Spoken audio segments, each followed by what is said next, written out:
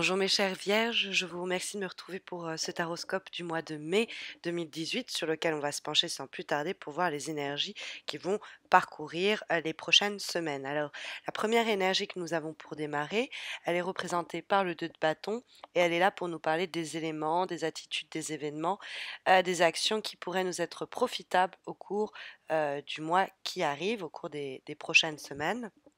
Et ce 2 de bâton, c'est une carte qui nous parle de l'utilité pour vous de planifier sur du long terme, quitte à devoir, pour ce faire, vous réorganiser.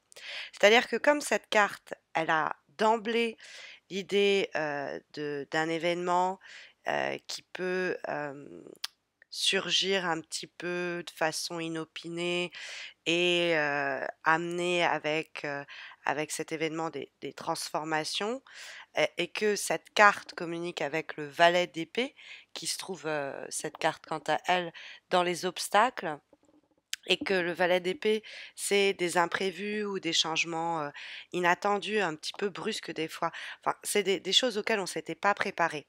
Et le 2 de bâton, il peut aussi nous parler de ça, d'événements imprévus qui vont générer du stress, qui vont nous demander, pour atteindre nos objectifs, de revoir le projet, revoir sa manière d'appréhender la situation, et cetera.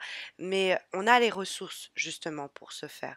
Le 2 de bâton, c'est une carte qui nous dit qu'il y a une opportunité pour progresser en vue d'une décision qu'on va prendre, qui va nous permettre d'arriver à trouver un équilibre et mener à bien cette relation qui nous tient à cœur.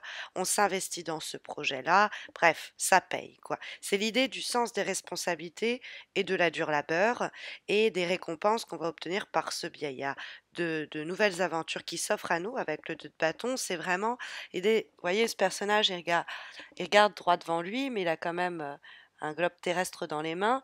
Il est en train d'envisager quelle nouvelle conquête il m'attend, qu'est-ce que je vais aller secouer pour en faire tomber les fruits, quel arbre je vais aller secouer. Alors, il n'est pas question de se, de- d'aller dans tous les sens, c'est une carte vraiment de projet d'avenir. On va planifier sur du long terme. Et pour ce faire, des fois, on va sortir de sa zone de confort. On va quitter les terres connues qu'on a eu l'habitude de sillonner pour sortir un peu des sentiers battus et se fixer de nouveaux objectifs à long terme. Parce que c'est aussi l'encouragement de cette carte. On est déjà arrivé assez loin et il y a besoin de peut-être se réorienter ou réaliser un changement pour aller encore plus loin.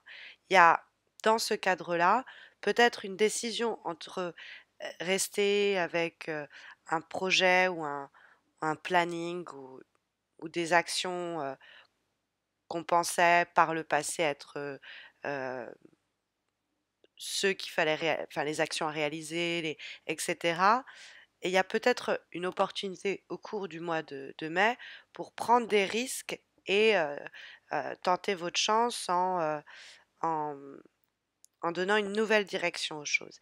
Il y a, il y a quand même la notion d'équilibre et de contrôle avec le 2 de bâton, mais soit on réaffine sa stratégie, soit il y a des idées, des projets, des situations, des émotions qui ont mûri et qui nous demandent de revoir un peu les choses, parce qu'on peut traverser une période un petit peu de crise, je vous le disais avec le valet d'épée, mais si on n'a pas peur de revoir un peu le projet, de faire des plans de sorte à que rien ne nous retienne, ça va tourner en notre faveur, ça va nous offrir une nouvelle stabilité. Il peut avoir quand même, voilà, de la rivalité avec le monde extérieur ou une opposition, une dualité plus intérieure en relation donc avec ces projets d'avenir, leur planification et leur progression. Mais il y a vraiment la possibilité de transformer ces visions et cette ambition en progression concrète. Hem, c'est, sur le plan, par exemple, matériel, c'est un nouveau cycle, sur le plan professionnel également qui démarre. On est dans les premières phases, sur le plan relationnel, d'une nouvelle histoire, qui pour l'instant pourrait pendant une période manquer de direction, il y a quelque chose qui manque ou quoi, mais au fond, on s'organise.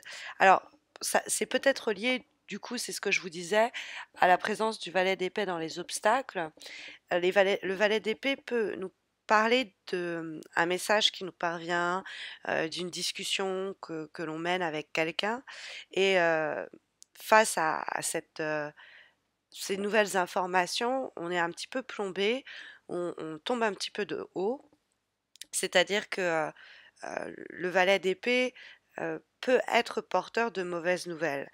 Heu, Ça peut être, quelqu'un qui ne tient pas ses promesses, qui nous avait promis beaucoup et puis derrière peu d'action. Ça peut être un signe d'air, donc un Gémeaux, un Verseau, un Balance. Hem, Ça peut être quelqu'un même qui nous trahit, quelqu'un qui cherche à nous nuire, qui essaye de manipuler un peu la vérité pour, obtenir ce qu'il veut, donc ça peut être un peu nous voler des idées, nous voler quelque chose. Donc il y a quelqu'un souvent plus jeune, par exemple dans le domaine professionnel dont il faudrait mieux, se méfier. Hem, Ça peut être quelqu'un qui, à vouloir aller trop vite, finit par faire des erreurs sur le chemin. C'est un peu l'idée du chien fou, celui qui a besoin de courir dans tous les sens et du coup qui peut, aller trop vite, gérer trop de choses et faire des bêtises et entre guillemets vous payez les conséquences de ces erreurs. Donc et ça vous demande, bah, de vous réorganiser ou de revoir les choses de bâton. Et c'est vrai comme je vous disais, en général, le valet d'épée, ça nous parle de problèmes que l'on ne pouvait pas anticiper pour lesquels il faut pas du coup s'en vouloir, faut juste, bah, gérer, y faire face. Si on reçoit, bon, bah, des communications par écrit, qui nous plaisent pas, on prend quelques secondes pour, répondre. Faut pas s'emporter parce que le valet d'épée, dans les obstacles, il y a des difficultés de communication et on peut y participer en on va dire en mettant de l'huile sur le feu ou en répondant un peu impulsivement sous le coup de l'émotion, donc faites attention à ça. Il faut bien peser ses mots sur le plan relationnel, que ce soit interpersonnel dans le boulot ou que ce soit avec votre partenaire, votre femme ou votre, votre ami. Heu, il n'est pas question de garder pour soi ce que l'on pense, mais il est question de penser ce que l'on dit et également dire ce que l'on pense, mais ça va dans les 2 sens. Il y a pas un mot, plus haut, que l'autre. Et puis il faut aussi essayer de ne pas être soi-même la personne qui fait des promesses à tout bout de champ, mais qui est pas en capacité d'accomplir, et de tenir ses promesses. Donc ne soyez pas, comme on dit, vulgairement, que de la bouche. C'est-à-dire ne promettez rien, ne vous avancez pas, ne dites pas plus ou ne faites pas des promesses, et ne générez pas des attentes auxquelles vous n'aurez pas, envie ou la capacité même de répondre, hein. Mais on a donc quelque chose qui vient un petit peu une nouvelle donnée, une nouvelle information, une nouvelle situation qui vient un petit peu bousculer les choses au cours du mois de mai, qui vous demande du coup de vous réorienter, vous réorganiser, replanifier les choses. C'est souvent en rapport avec des projets d'avenir. Le point positif, c'est que voilà, on a les capacités pour y faire face. Il faut surtout pas céder à des impulsions que va mettre en lumière le 4 de denier, qui serait une résistance au changement. Parce que vous voyez, on a cette personne qui s'accroche faroucheusement à cette pièce d'or. Elle est dans l'idée, je m'accroche à ce que je connais, mieux vaut un tien tu l'auras que un tien que deux tu l'auras. Il y a cette idée avec le 4 de denier, on est assez matérialiste. Alors, on est des fois en rapport avec des personnes comme ça, des gens qui nous avaient promis la lune et puis qui derrière font un pas en arrière en disant non, mais en fait la situation me convient telle qu'elle est parce que bah ils ont le beurre et l'argent du beurre, hein. C'est un petit peu l'histoire du cadre de données qui a une forme de dépendance à son niveau de vie ou à cette situation ou à ces circonstances et qui va se conduire de façon assez égoïste avec soi-même ou avec ses proches à ce niveau-là, c'est-à-dire qu'il va s'agripper à ses acquis, faire preuve de matérialisme, de possessivité, on est du genre à s'accrocher et pas à tenter sa chance. On va pas prendre des risques, et c'est une attitude qui est déconseillée ici dans le tirage. Il y a l'idée de savoir se montrer flexible avec la carte de la tempérance. Il y a, l'idée que, on a peut-être, par besoin de contrôle, l'idée de, c'est un instinct un petit peu de un petit peu conservateur où on va avant tout, comment dire, calculer, réfléchir et se dire, ok, moi ces transformations-là et ces changements-là, j'en suis pas fou, j'en suis pas folle, parce que je sais pas après où je vais, parce que là, dans la situation dans laquelle je me trouve, je suis plutôt bien, et donc on s'enferme, on se lèse soi-même, on se paralyse soi-même parce que on fait preuve d'avarice, parce qu'on s'accroche à certaines choses qu'on devrait laisser tomber, et on a du mal à abandonner des relations, des situations, des projets quand c'est pourtant nécessaire. Parce qu'il y a des peurs, il y a des craintes dont on a du mal à se débarrasser, qui nous emprisonnent. On est trop préoccupé, si vous voulez, par la sécurité, par sécuriser la situation, par notre sécurité. Ou alors vous êtes face à quelqu'un, hein, qui joue la carte de la sécurité, que ça finit par être contre-productif, hein.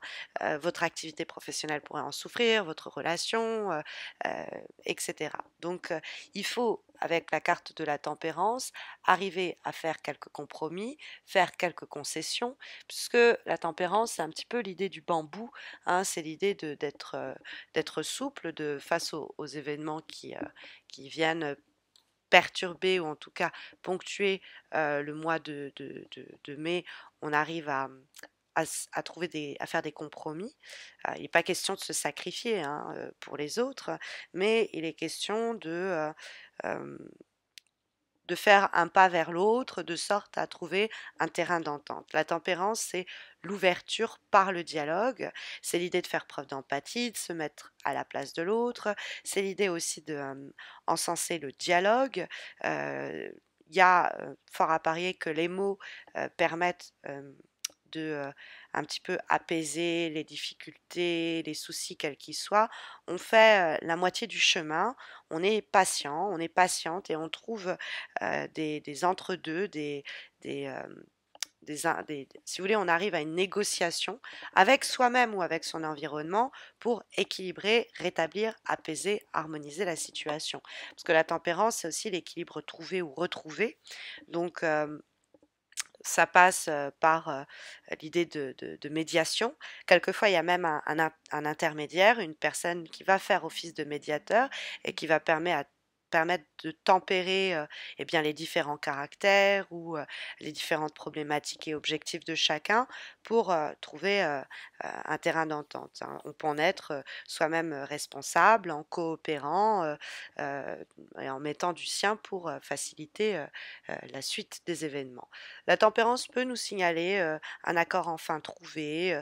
Des fois, c'est aussi de nouvelles amitiés qui se créent, un environnement, par exemple, professionnel qui se régénère et de nouveaux contacts, hein.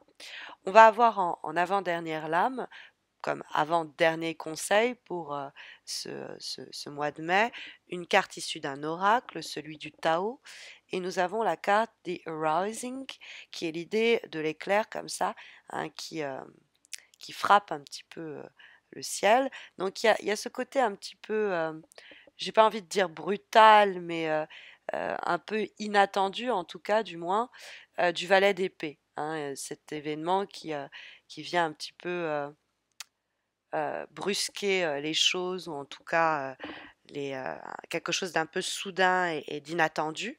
C'est ce dont nous parlait déjà le valet d'épée dans les obstacles.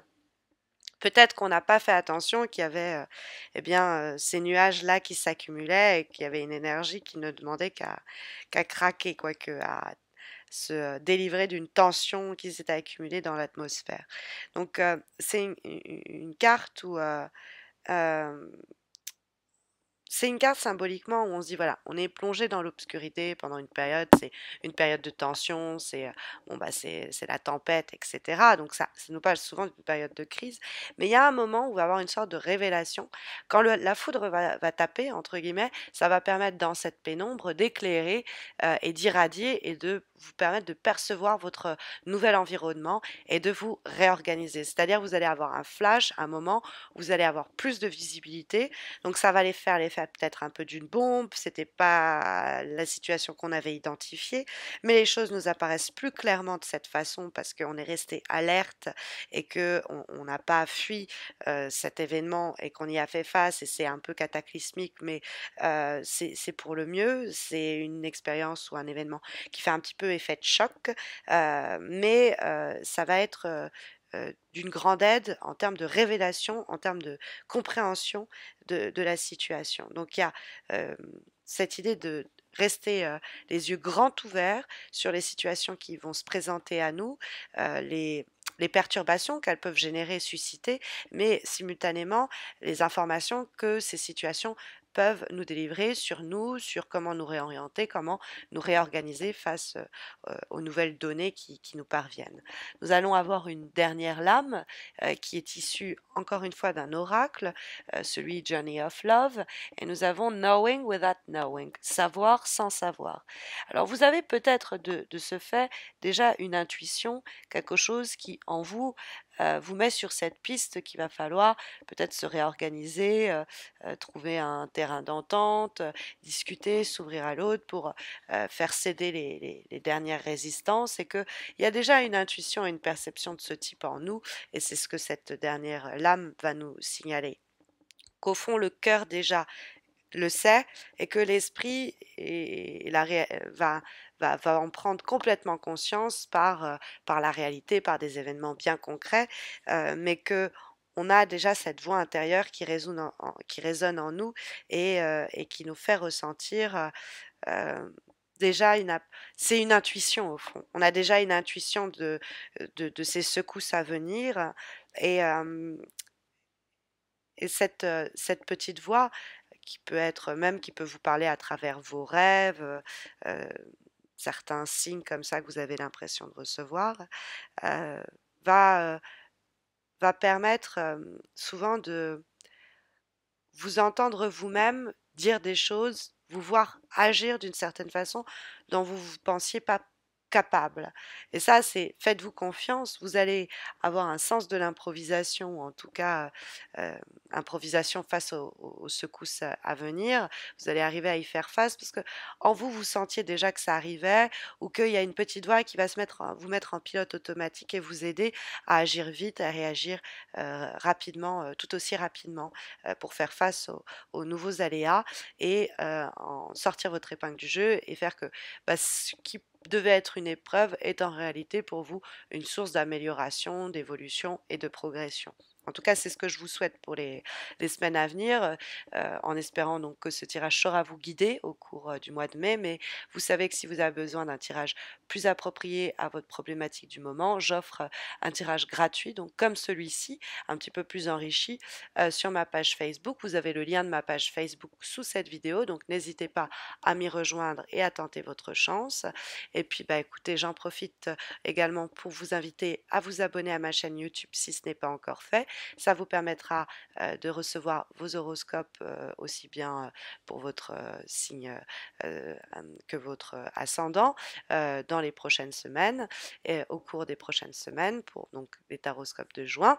D'ici là, d'ici la mise en ligne des horoscopes de juin, je vous souhaite le meilleur pour ce qui arrive. Prenez soin de vous.